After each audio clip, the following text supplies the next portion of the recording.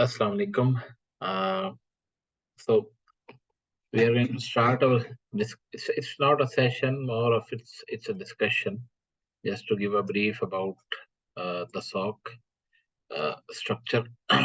So SOC it has multiple or five domains you can say: business, um, people, process, technology, and services. So they all together make a SOC. So business will be, looking towards the business aspect, the regulatory requirements, the compliance. What does the management want to achieve by having a SOC?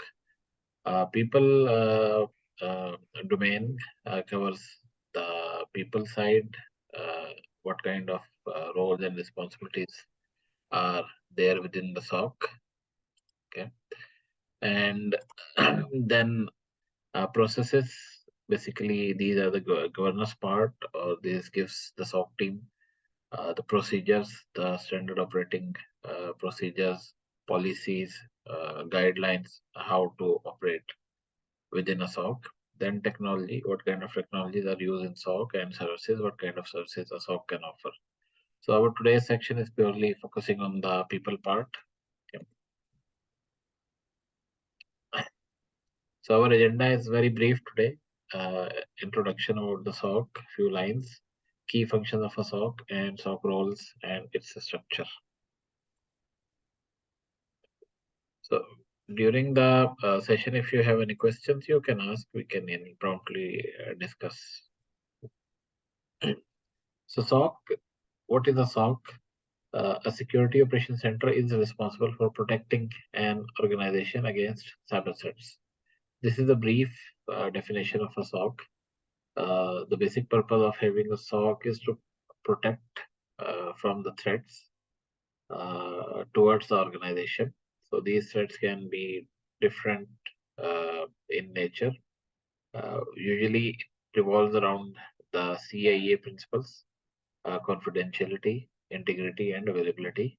So this, so basically anything related to these three, whether your confidential data has been leaked, your files are modified, or there's unavailability of your published services. So these kind of things which need protection. So to protect it from these cyber threats or digital threats, we establish a security operation center. SOC works round the clock, 24 by 7, and there are different teams which are engaged or involved within a SOC. Okay, the prime function of these teams is to protect uh, the network and investigate if there are any potential security incidents. This is the definition of a SOC. Moving on. The key function of a SOC. A SOC basically provides multiple functionalities. Some are listed here: prevention and proactive monitoring. Okay. Security intelligence or threat intelligence, then recovery and remediation, security posture refinement, alert management, incident response, log management, and compliance.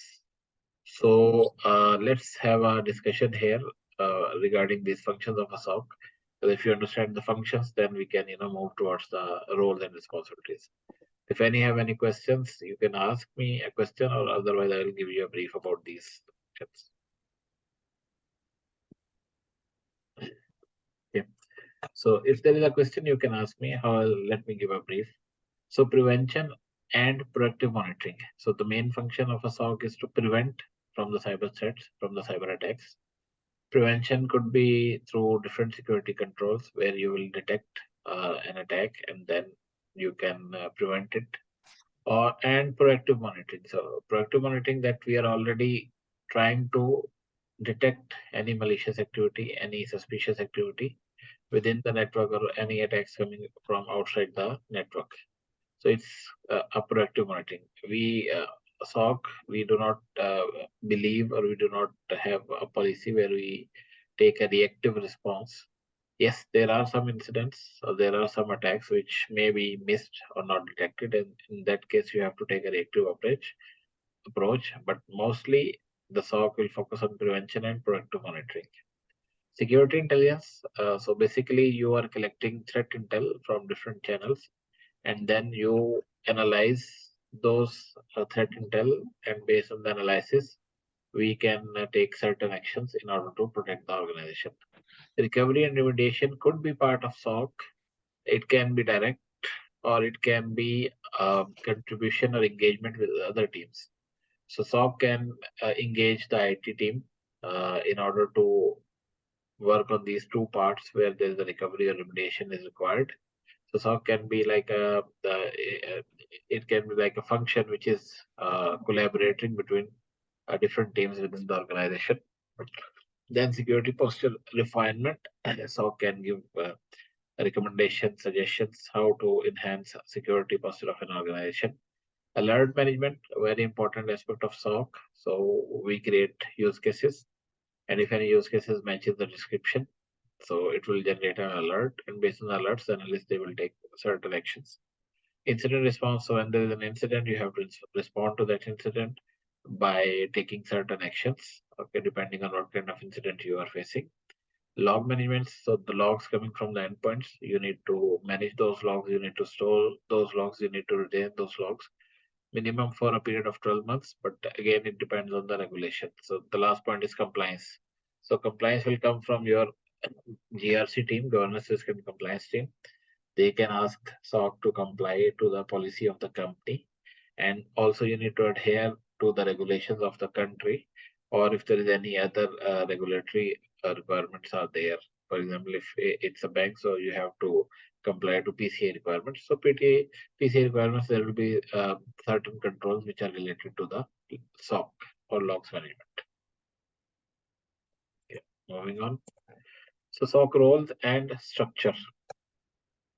A typical, role of a SOC, it's distributed between different layers. So there's a leadership layer where there's a CISO, Chief Information Security Officer. Then there's a management layer where there is a SOC manager role who is reporting to the CISO. And then operations. So in operations, there are multiple teams. So teams can be structured based on the tier or based on the functionality. So tier one analyst, tier two analyst, tier three analyst, and security engineer. So tier one analyst is basically responsible for the triage analysis. So whenever there is any alert, so tier one analysts are the first line of responders who will respond to that alert, and they will perform a triage analysis. So triage analysis means they will do initial investigation to identify or to qualify if this alert or if this trigger alarm is a real alert, a real security incident, or if it's a false positive. Okay. So if once they establish that it's a real or true security incident, then they will engage the tier two analyst who are basically responsible to perform further investigation. So they can investigate on different layers, on different levels. They need to look from where the alert triggered. If it was from a firewall, if it was from EDR, antivirus, or any other security control, or maybe from Windows logs, Linux logs, then they will perform deep investigation to understand the attack uh, artifacts. They will try to identify the IPs, the domains, if there are any other malicious IOCs, they will try to look for them. Then on the tier three level, there is now there are two kind of roles. Could be incident response team, and there could be a threat hunting team. So the difference between incident response team and threat hunting team is that the IR team, they have more specialization towards performing or responding to an incident, because when there is an incident, there are phases where you need to work on, like preparation, identification, containment, then eradication, recovery, and lessons learned. So this is a full flow for any incident. So the IR team, they will be involved with other teams within the organization or maybe outside of the organization in order to go through these phases and to make sure that the incident has been eliminated from the network. Whereas the threat hunting team, they are mostly trying to identify hidden patterns of attackers within the organization, because it's not necessary that your organization is not compromised. There may be a breach, there may be the attackers already inside your organization, or you can find some footprints of advanced persistent threats, APTs, okay, the advanced attackers, the nation state level attackers who are trying to attack your organization. So this can be identified using the help of a threat hunting team. Then there's another team which is security engineering team. Their role is to maintain the SIM, so they can create use cases inside the SIM. They can create parsers for the log sources, because there are certain log sources which will have a default parser, but there may be other log sources which require to create customized parser. So I believe most of them, they have these kind of understanding. But if you have any questions, any doubt in this slide, please ask.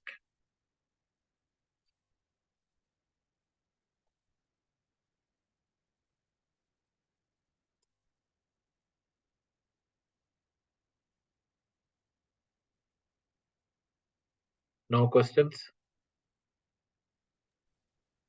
Assalamu alaikum. I just want to ask one question, Salman bhai, that you mentioned that the security engineering team responsible to creating the use cases.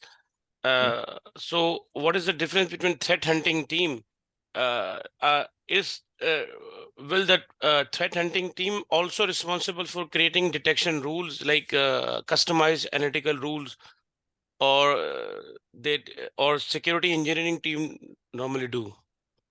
See, normally, now this is a very interesting question, because one of the challenges within the SOC in certain organizations, the structure which I'm showing you here, you may not find all these roles within the operation specifically.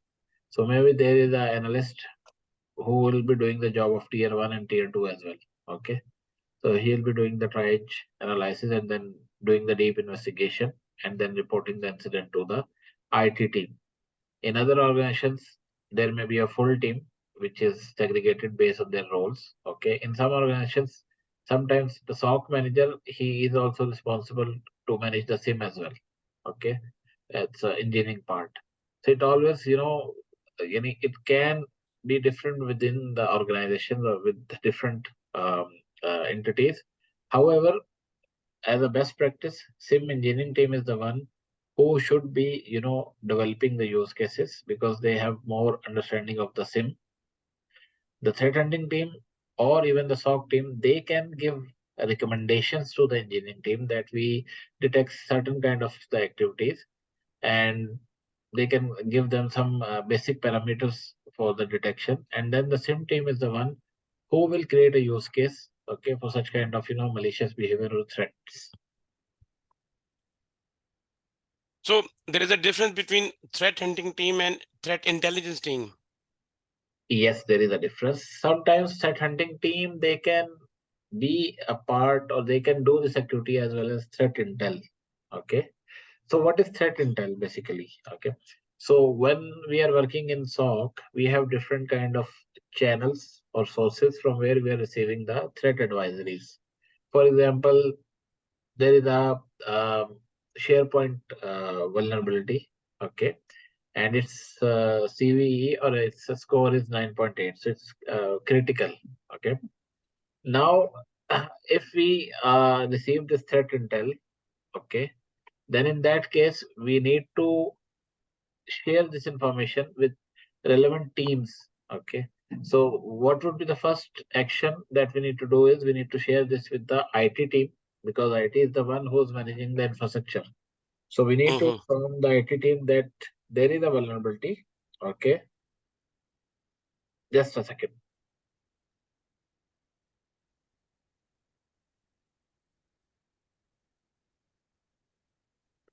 So SOC team, they will analyze once they receive this threat intel. Okay. Now threat intel you can receive from different channels. There are different threat intel, what we call platforms from where you can have threat feeds. There is different sources like regulators. Then there are, what we call CISA. This is one of threat advisory regulatory in within in US. They are sharing. Then the vendors itself, Microsoft and other vendors, they will share the advisories. Okay. So once you receive this advisory as a SOC, so that can be managed by a threat hunting team if they are there. If they are not there, then the tier two analyst or tier one analyst, depending on who is responsible, they will analyze this threat feed or threat intel, and they will understand that whether our organization is impacted with this threat advisory or with this vulnerability. Okay. If we are impacted, then in that case, we need to send this advisory to the IT team, and we need to inform the IT team that they need to take certain actions, like maybe patching the vulnerability, or maybe there's a workaround, or you can add certain controls. If there is no workaround, if there is no patch available, but still you need to run that service, then you will add some additional controls just to mitigate the threat. Mhm. Clear? Yes. And what about, is there any deployment team as well? Their job is just to set up the SIM solution. So see, within the organization, you don't have deployment teams. Okay. So normally the vendors, they do have the deployment teams. Okay. So when, for example, if my company is ABC and we need to have a SOC, okay. So what we are going to do, we are going to, first of all, we are going to select our SIM solution. So it will be Splunk, Logarithm, QRadar. Okay. Once you choose your SIM solution, then you will look for the partners, within the market who are offering these services, because you need to have the licenses, and you need to do, or you need to have the SIM solution deployed within your organization. So you will look for partners who are offering these services. Then these partners, they will send their team on site, or maybe in some cases remotely. They will do the deployment. Okay. So you will discuss with them the initial scope, the number of log sources that need to be integrated, the number of use cases that need to be created. Once this is defined, then they will come on board. They will do their deployment part, and then they will leave. And then from there, the SOC team they will take on. Okay. Like I'm working in an MSSP. That exactly we are doing. We are just going to the client remotely, and we are building of course in the cloud Sentinel. So we deploy it and we set up their SOC, and then we go. Sometimes if they ask us, we also offer to give them managed services as well. So I totally understand now. It's clear. So Exactly. you can carry on. Exactly. So this is important to understand. Salman bhai, Yes, yes, yes. Please. I have one question over here. Means like as you said, like we have a tier one, tier three, tier two, tier three security analyst, and we have dedicated team or somewhere means like the same team will be doing the threat hunting. So coming from that perspective, what are the roles and responsibility? Means like how their means like roles and responsibility, what will be the means like schedule of threat hunter, means what additional task they are doing which the analyst is not covering means. So see, the analyst, tier one analyst, as I mentioned, that he is responsible to perform triage analysis. Okay, because when you are working in a SOC, okay, in a day, there can be 1,000 alerts, not in a day, only in one shift, depending, how good your SOC, alarms or the alerts are fine tuned. Because normally when you start establish a SOC in the beginning, you'll have a lot of positives. Your false positive ratio, maybe it can be more than 90% or 95%, so which is a big number. Okay, so the tier one analyst, their role is to look at every alert that is triggered, perform the triage analysis, and then pass this to the tier two analyst. Because if tier one analyst he start investigating, so he will miss the other alarms. Okay, so that's very critical. So he should focus only on the triage part, identifying and making Mhm. sure if it's a true positive or false positive, and then assigning this to the tier two. So then tier two, he will do or he will start doing investigation in detail to understand what kind of threat we are facing. Okay, so these are most involved into the day-to-day operational activities, whereas the IR, the threat hunting team, they have a different role. The threat hunting team, they will have different kind of keywords. They will have different kind of what we call IOCs. They will have different kind of or advanced profiles of APTs. So they will do performing these activities based on a different schedule. Maybe on Sundays they will perform certain kind of keyword hunting. On Monday they will look for APTs.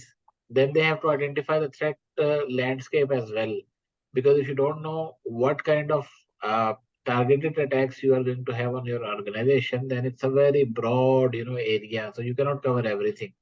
So they have to filter it down to specifically those threat actors which have been doing attacks on similar organizations. So these are, you can expect more attacks from these than someone who never did attack on a financial entity. So you may not expect to have attack from that person. So this is what the threat hunters they are doing.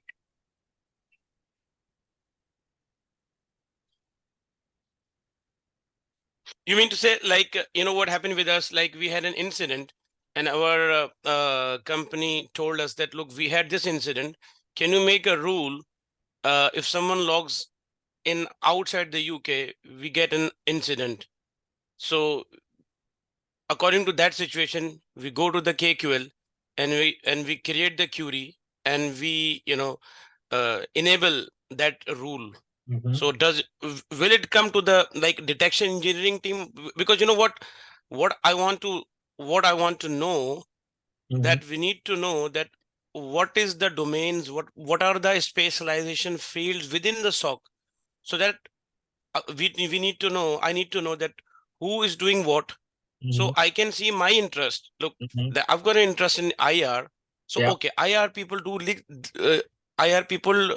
do these kind of things, and I really fancy this. So I need to build my interest in that.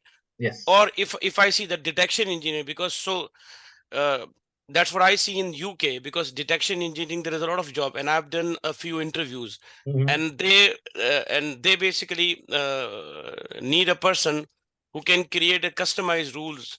The fact that their CTI team or incident response team or any other team give their recommendation that, look, this is the situation, can Yeah. you make a rule for us? Yes. And based on that, their job is just to know, and they only talk about the the KQL, like in Sentinel and SPL in Splunk. So Mhm. basically that's what I want to know, and that is the reason I want to make this session, that we need to know so that we can plan ourselves, that look, this is the line where I can see myself next 5 to 10 years. Exactly. So these are the things. Yeah, yeah. So let me explain it further. So basically, if you work within any organization, you will not find a lot of roles. You will usually find tier one analyst or tier two analyst and a SOC manager.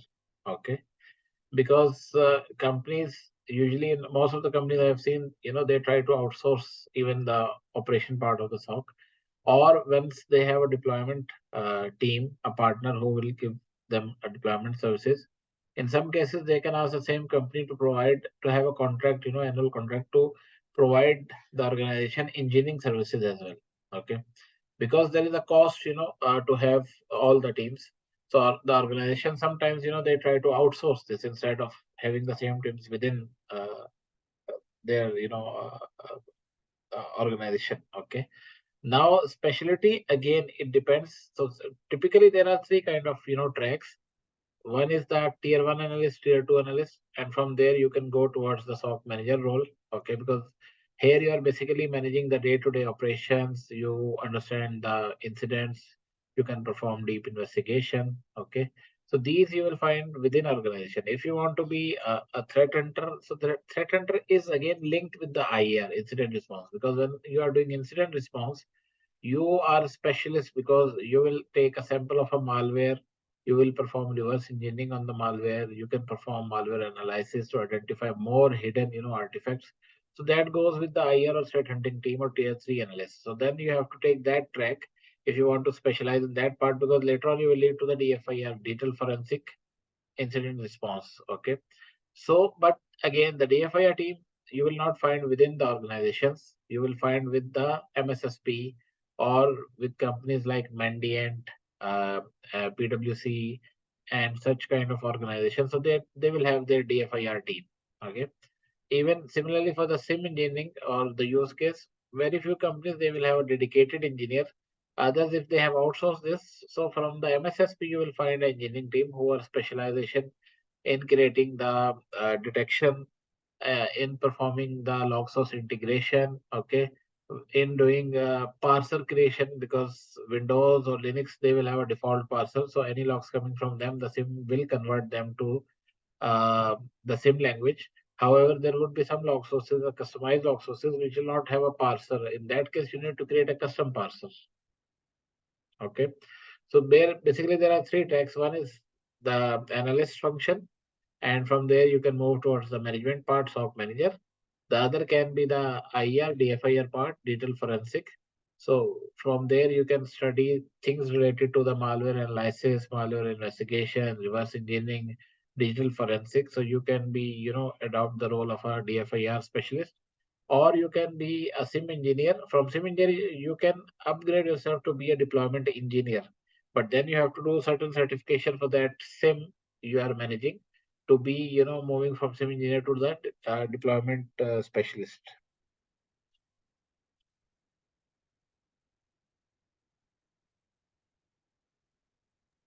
So for this, Salman bhai, what you said that you can move on to the deployment engineer. So what sort of certification you need to be in the deployment engineer side?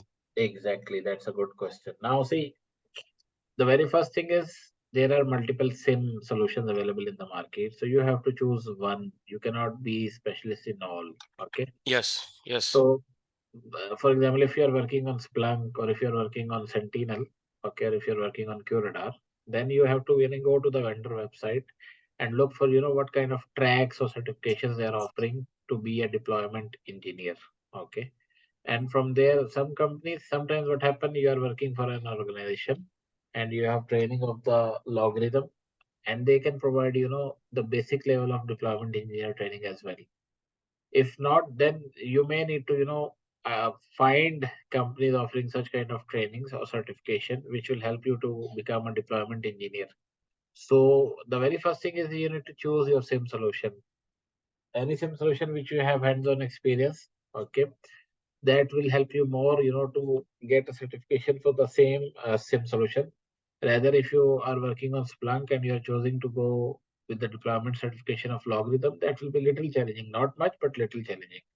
So first you need to identify which SIM solution you have good hands-on experience. Then you can go to that vendor or SIM solution provider website and you can find their different tracks. So there could be a track which is related to the analyst. There could be a track which is related to the engineering. There could be a track which is related to the deployment professional.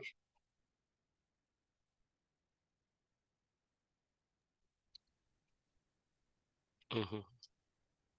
So, Salman bhai, what about, like, because we work for the money? What is the best, like, all these domains? What is the best domains which got some less pressure and good money? Uh, Less pressure working in a SOC, is again challenging.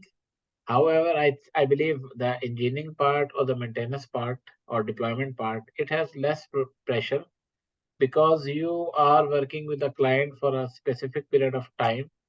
You do the deployment and you move on. Okay. Whereas if we are Mhm. working in operations like tier one analyst, tier two analyst, and even SOC manager, that requires, more pressure because these teams they are working round the clock 24 by 7. Okay. Mhm. So this is the area where there is more pressure. Again, if you choose to be a DFIR specialist, okay, this is again it will be like from project to project, but it is having more pressure because you are investigating an incident, a breach, okay, which requires high skill, high capability. Then there will be more pressure, from the organization also because there is an ongoing incident or already an incident happened and you need to identify the artifacts. So, to my experience and understanding, the deployment specialist is an area where you have less pressure because You work on a project and then you need get some, space for breathing.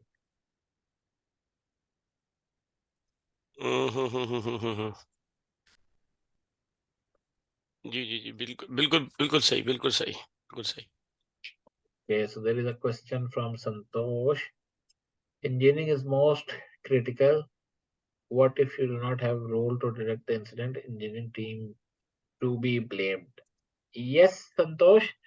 See, it varies from companies to companies, so I cannot give you one standard, what we call example, because where I'm working, we have a different kind of hierarchy. Okay, so and again, one very important thing, it depends also how good is your management, how well they understand the situation. Some organization they have policy, so whatever happens, they will blame. They will find someone to blame. Other organizations, their management, they understand, they are aware. So whenever there is an incident, they will not try to blame, but they will try to identify the root cause. So if there is a negligence, definitely there will be consequences. But if there is something which was not there previously, then you need to fix that, because for this is we have the IR part, incident response part, where we go for preparation. Are we prepared?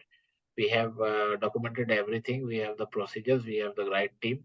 Then identification. So do we have tools which will identify or which will detect the threats? Okay, the attacks. Once you have, then how you are going to contain that? How you are going to minimize the impact of that attack? Okay. Once you've done that, then you need to eradicate, remove the artifacts, remove the malicious files from the network to make sure that you are free from the attacker footprints. Then you will be moving towards the recovery. So if maybe you need to reboot or reinstall some images, and from there you will go for the lessons learned. So how this should not happen again. So this is something which we need to create. Uh, what we call the culture within the organization, so they can understand that incidents will happen, but how well you can handle those incidents, that's very important, rather blaming someone, because blaming will not give you anything, but then you will fire someone, you will blame someone, but you will not be able to fix the root cause of this issue.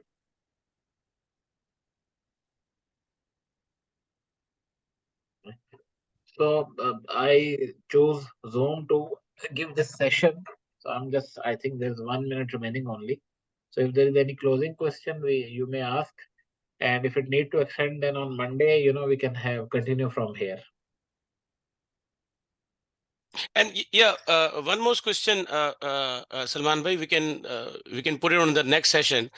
That what is the like what is the market in the tools, like which tools are in the market Well, are more in see, demand, so that we can hands on that tool yeah, and so get the more chance to get the job.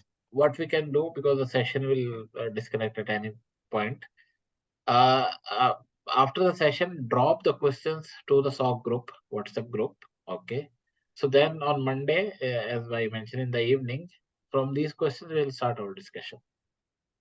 Okay, that's fine. Jazakallah. Okay. Assalamu alaikum. Thank you so much. Walaikum assalam.